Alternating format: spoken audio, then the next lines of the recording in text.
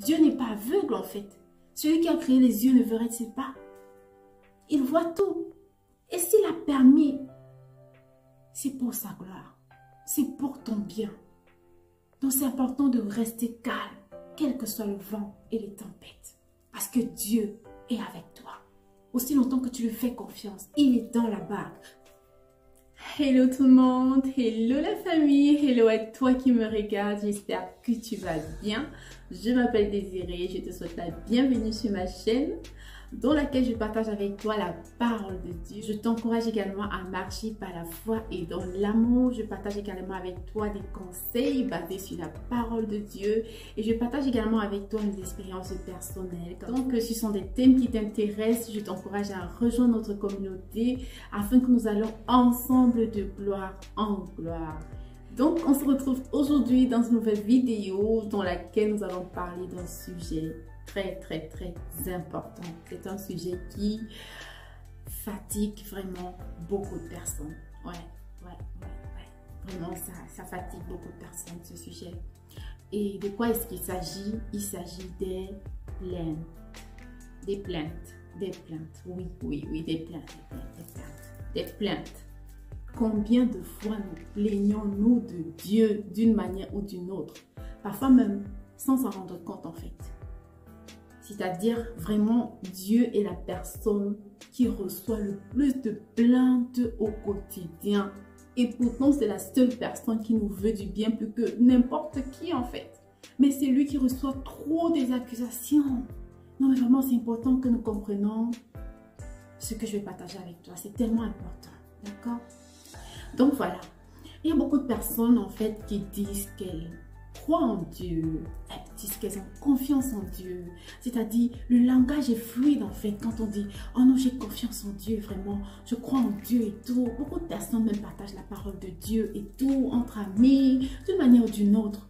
Mais curieusement en fait, dans notre réalité de tous les jours, c'est-à-dire ce que ces personnes en fait disent, de la confiance en Dieu dont elles parlent, quand elles disent j'ai confiance en Dieu, de comment elles parlent de Dieu, cela ne se reflète pas en fait dans leur vie quotidienne. Dans quel sens? Dans le sens où, une fois qu'elles font face à des difficultés, à des épreuves, justement, de la vie quotidienne, le langage change directement en fait. On a l'impression qu'elles oublient totalement, en fait, que c'est du même Dieu dont elle parlait avec joie hier de comment, voilà, j'ai confiance en Dieu et tout, mais retenons, mes frères et sœurs, que chaque fois qu'on avoue quelque chose, chaque fois que nous déclarons quelque chose, soyons sûrs que nous serons examinés, nous serons testés sur notre déclaration. Puisque quand on dit que je crois en Dieu, j'ai confiance en Dieu, je suis inébranlable, je suis imperturbable et tout ce que tu veux, rassure-toi mon frère, ma soeur, dans les minutes qui suivent, dans les heures qui suivent, dans les jours, les semaines, les années qui suivent, tu seras testé. Oui, c'est une réalité en fait. Je me suis rendu compte de ça avec la grâce du Saint-Esprit en fait. C'est-à-dire, généralement quand tu dis quelque chose, c'est-à-dire tu assumes en fait ce que tu es en train de dire. Oui, le diable va venir te tenter en fait. Il va venir éprouver ta foi. Et ce qui est là, c'est que Dieu va le permettre. Oui, parce que ça, c'est dans son avantage. Et c'est également dans ton avantage. Même si généralement, on ne le prend pas très bien en fait. C'est que Dieu se sert de tout en fait pour notre bien. D'accord? Et maintenant, ce que nous avons à faire, c'est l'attitude que nous tenons qui va faire toute la différence. Puisque quand nous déclarons, j'ai confiance en Dieu, je crois en Dieu et tout ce que tu veux, mais c'est facile de dire ça en fait quand tout va bien. On est d'accord? Mais alors, cela doit se prouver quand on fait face maintenant aux épreuves. Tu crois en Dieu, ok. Et quand viennent les épreuves, quand tout se passe comme tu n'as pas prévu, quand tu as demandé quelque chose à Dieu et que tu ne vois pas la chose en fait, quand Dieu t'a donné sa parole et que tu vois le contraire des choses se manifester, quelle est notre attitude en face de cela? Et une autre chose, c'est que quand Dieu te donne sa parole, rassure-toi qu'il y aura des vents contraires. Aïe, il y aura, mais vraiment des vents contraires. Au point où tu vas te demander, mais est-ce que c'est Dieu qui m'a parlé? Est-ce que Dieu est même dedans en fait? C'est là où ta foi doit vraiment agir, se manifester en face de l'épreuve. Mais c'est juste en fait une traversée, d'accord? C'est là où nous devons manifester justement la foi que nous disons avoir pour Dieu. Nous ne devons pas tout rejeter sur Dieu chaque fois qu'il y a quelque chose de contraire à ce qu'il nous a dit qui arrive. Si la réalité te dit c'est impossible, hein, peu importe ce que le médecin te dit, peu importe ce que l'administration te dit, je ne sais pas quelle situation tu traverses, mais si Dieu t'a dit c'est possible, puisque pour Dieu, impossible n'existe pas, d'accord? Ça n'existe pas dans le vocabulaire de Dieu. La réalité, en fait, ce n'est pas la vérité. La vérité, c'est la parole de Dieu. Ce que Dieu t'a dit quand vous étiez à deux, c'est ce qui compte, en fait. Maintenant, si tu t'accroches, en fait, sur ce que le monde dit, sur ce que la réalité dit, la réalité n'est cependant pas la vérité, alors ce n'est pas à Dieu, en fait, de venir croire à ta place. C'est à toi de savoir où est-ce que tu vas placer Dieu. Est-ce que tu vas placer Dieu au-dessus de ce que la réalité dit, ou alors tu vas placer la réalité au-dessus de ce que Dieu dit? C'est à nous de faire cela, pas à Dieu. Nous ne devons pas donner toutes les responsabilités à Dieu. Dieu nous accompagne, d'accord? Il nous donne sa parole et c'est à nous de croire et à nous tenir à cela, ok? Donc c'est tellement important que nous comprenions cela, d'accord? En fait, la vérité, c'est que ça nous arrive à tous de se poser des questions, oui. À un moment de la vie ou à un autre, on se demande pourquoi, on se pose des questions. Et j'ai envie de dire c'est normal, sauf que ce n'est plus normal quand on demeure dans cette situation. Ça devient une fatalité quand ça devient notre quotidien. Ça doit être très temporaire, dans un moment très bref en fait. Et du coup, on doit se réveiller. Au lieu de se poser trop de questions, pourquoi, pour finir par accuser Dieu. Alors, ça doit durer juste un court moment.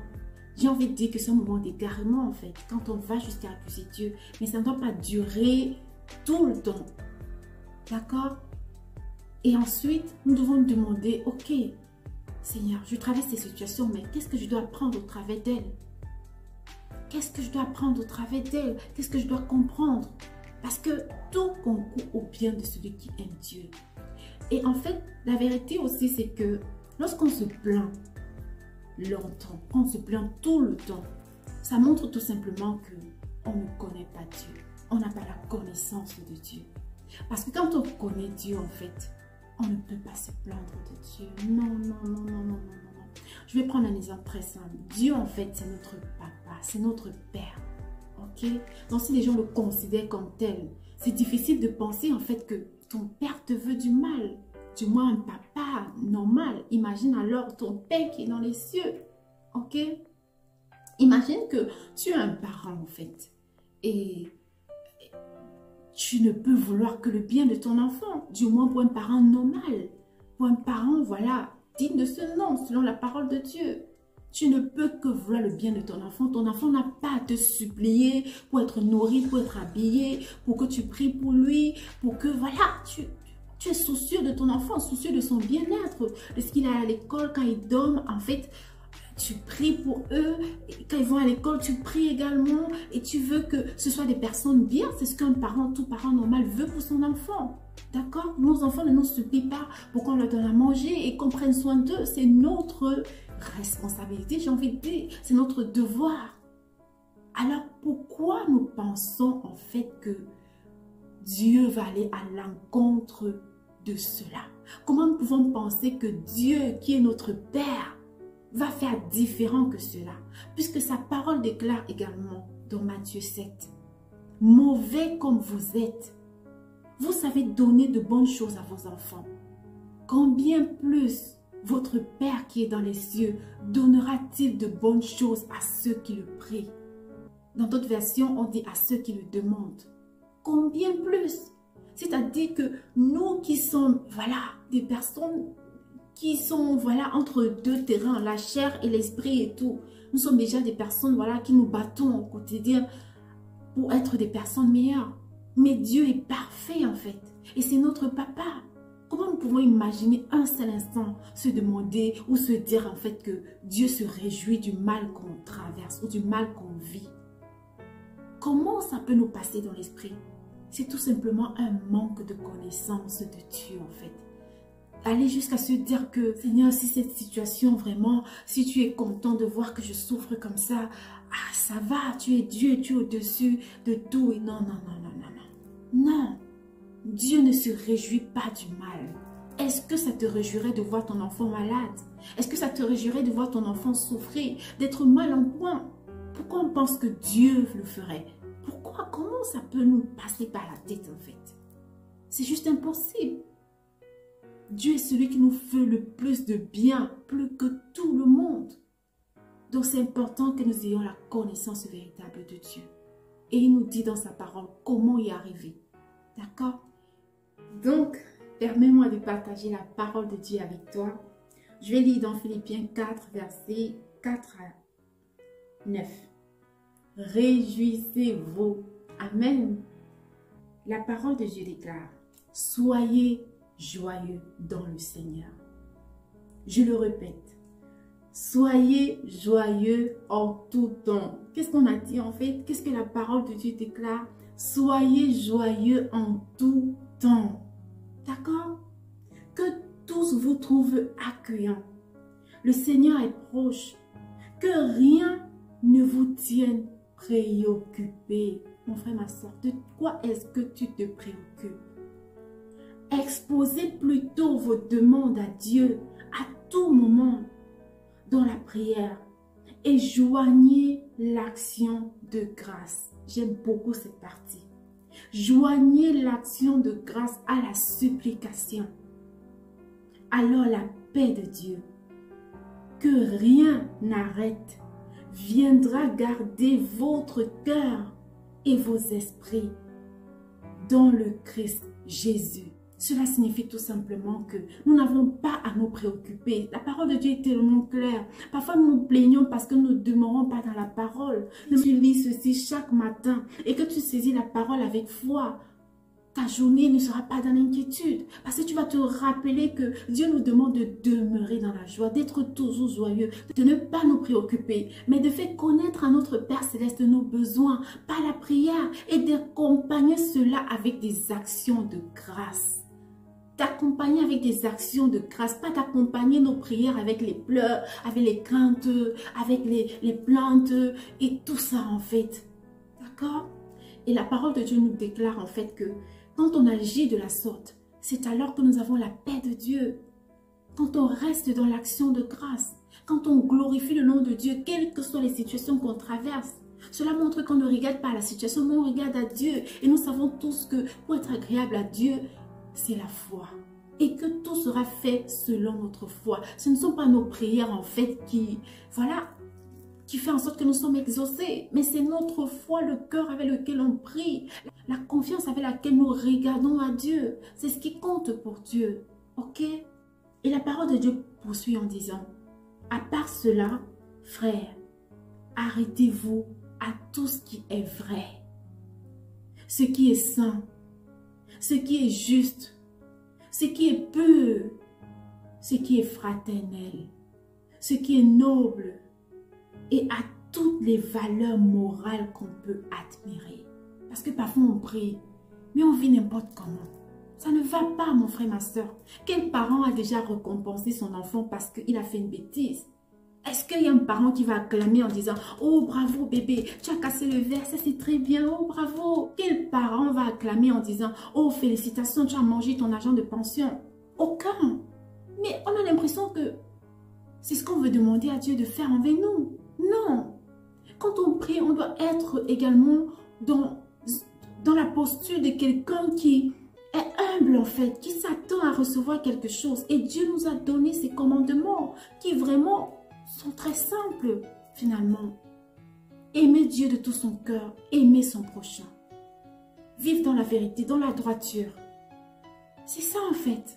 Parce qu'on ne peut pas demander trop de choses à Dieu et tout, et que nous-mêmes, on vit mal, on traite notre prochain comme on n'aimerait pas qu'on nous traite en fait. Mais c'est pas ce que Dieu nous demande de faire. Donc quand on s'adresse à Dieu, rassurons-nous que notre vie également lui fait plaisir. Et puis après, ça ne veut pas dire que nous sommes des personnes parfaites, mais comme la parole de Dieu le déclare, il y a la sanctification. qui nous permet également de revenir à Dieu chaque fois que, voilà, on reconnaît avoir mal agi.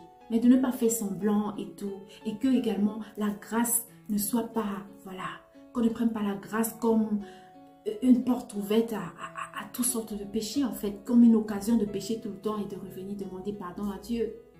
On sait que Dieu, il sait tout. D'accord? Il connaît nos cœurs. Donc c'est très important, l'attitude que nous avons dans la prière, dans l'attente en fait. Le temps que Dieu nous a donné la parole et le temps de la manifestation, ce temps d'attente, c'est très primordial, c'est important. Et la parole nous demande de rester dans l'action de grâce durant ce temps. Rendre grâce à Dieu, lui dire merci de nous avoir réveillés chaque matin, pour la grâce qu'il nous a donnée, pour le pain quotidien. Ce ne sont pas des choses acquises. Pour la santé, pour tout ce que nous avons, et même pour ce que nous ne voyons pas encore, parce que nous savons que Dieu veut nous faire du bien. Ok? Et justement, la parole de Dieu renchérit par la suite en disant, toujours dans Philippiens 4, « Faites ce qu'on vous a enseigné et que vous avez accueilli, ce que vous avez appris de moi et avez vu chez moi, et le Dieu de paix sera avec vous. » Et le Dieu de paix sera avec vous. Qu'est-ce que Jésus nous a enseigné? C'est à ça qu'il faut regarder. Comment se tenir, comment traiter son prochain, les petits détails de chaque jour, parfois des choses qu'on néglige en fait. Et voilà, c'est très important de tenir compte de la parole de Dieu, de connaître, d'avoir la connaissance de Dieu. Donc voilà, c'est très important vraiment que nous ayons une véritable confiance en Dieu, non pas seulement des lèvres en fait. On ne doit pas juste dire j'ai confiance en Dieu et puis dès que l'épreuve vient, on est bousculé, on commence à changer de langage. Non, on doit rester ferme dans notre foi, persévérer et croire. C'est tellement important. Garder la bonne attitude, quels que soient les vents et les tempêtes, de s'accrocher à la parole de Dieu. Et vraiment, la meilleure façon de tenir ferme, de faire confiance en Dieu, puisqu'on ne peut pas faire confiance à quelqu'un qu'on ne connaît pas, c'est vraiment d'avoir la connaissance véritable de Dieu. C'est la solution à tout, à vraiment tout. Parce que Dieu est amour, Dieu est sagesse, Dieu est vérité, Dieu est tout ce qui est bon. D'accord? Donc quand on connaît vraiment Dieu, vraiment, on est libéré de beaucoup de choses. Du coup, nos pensées sont changées directement en celles de Dieu. Et ce sont ce genre de prières que nous devons faire en fait au quotidien. Seigneur, change mes pensées, que je puisse manifester tes pensées. Parce que quand on a la pensée de Dieu, oh, wow, c'est le paradis en fait. C'est le paradis. Quand on a la pensée de Dieu, c'est vraiment le paradis. C'est-à-dire, tu traverses des situations où toi-même tu es étonné de tes réactions. Tu es étonné que tu es calme. Parce que oui, la chair va toujours vouloir qu'on s'agite et tout, qu'on appelle tout le monde, qu'on se plaigne, qu'on fasse toutes ces choses, qu'on ne dorme pas, qu'on s'inquiète. Mais la parole de Dieu déclare que c'est dans le calme et la tranquillité que nous vient la force. D'accord? C'est dans le calme. C'est dans le calme. Quand on fait confiance en Dieu, c'est-à-dire tu ressens toi-même que Dieu est content de là où il est. Parce que tu ressens la paix. Tu te retrouves en train d'avoir des réactions où toi tu es étonné en fait. Wow. Normalement, avant là, ça aurait été différent. Comment je suis calme comme ça? Ah, ça c'est la pensée de Dieu. Tu es transformé. C'est ce qui se passe en fait. Pendant que les gens vont se dire non, tu t'en fous de ta situation. Non, tu t'en fous pas. C'est que tu fais confiance à Dieu. Et comme je disais, la meilleure façon de vraiment nourrir la confiance en Dieu, c'est de connaître Dieu. C'est de connaître Dieu. C'est de connaître Dieu. Et pour connaître Dieu, il faut demeurer dans sa parole. Mon frère, ma soeur, si tu ne médites pas la Bible, tu ne vas pas t'en sortir. C'est pas un slogan. C'est pas pour faire genre, non. Vraiment la méditation de la parole de Dieu. Parce que chaque fois que moi, personnellement, je sens, voilà, quand je commence à me plaindre, ou quand je commence à avoir des pensées vraiment qui n'ont pas trait avec la parole de Dieu, c'est le manque de méditation. Et c'est ce que Dieu me répète. C'est ce que le Saint-Esprit me répète. Demeure dans ma parole. Demeure dans ma parole. Demeure dans ma parole. Et c'est pourquoi le diable combat beaucoup la méditation de la parole de Dieu. Parce qu'il sait que c'est là où il y a la vérité. C'est là où il y a tout, en fait. Tout, vraiment. La parole de Dieu procure la joie. Ça te procure tellement de bonnes choses. Ok? Et justement, la parole de Dieu déclare en Matthieu 7, verset 24 à 25. C'est pourquoi, si quelqu'un écoute mes paroles, amen, que voilà, et les met en pratique, on pourra dire de lui, voici un homme avisé qui a bâti sa maison sur le roc. L'averse est tombée, les torrents sont venus et les vents ont soufflé. Ils se sont jetés sur cette maison, mais elle ne s'est pas écroulée car elle était fondée sur le roc. L'adverse, les vents, la tempête, ce sont toutes ces épreuves qu'on traverse en fait. Mais c'est ça qui fait en sorte que nous réalisons qu'au milieu de tout cela, Dieu est avec nous. On se sent porté quand on lui fait confiance en fait. C'est l'épreuve qui forge notre confiance en Dieu. Quand on voit que hier, il a agi, alors il agira encore aujourd'hui. On est motivé, on continue de lui faire confiance. Mais si tout va bien, comment est-ce que Dieu va démontrer sa gloire en fait? Si on pense qu'une situation en fait, c'est pour voilà, nous ébranler et tout, non. Quand on est venu annoncer à Jésus que Lazare était malade, quelle était sa réaction? Il a dit, cette maladie n'est pas pour la mort, mais c'est pour la gloire de Dieu. Mais Lazare est mort. Physiquement.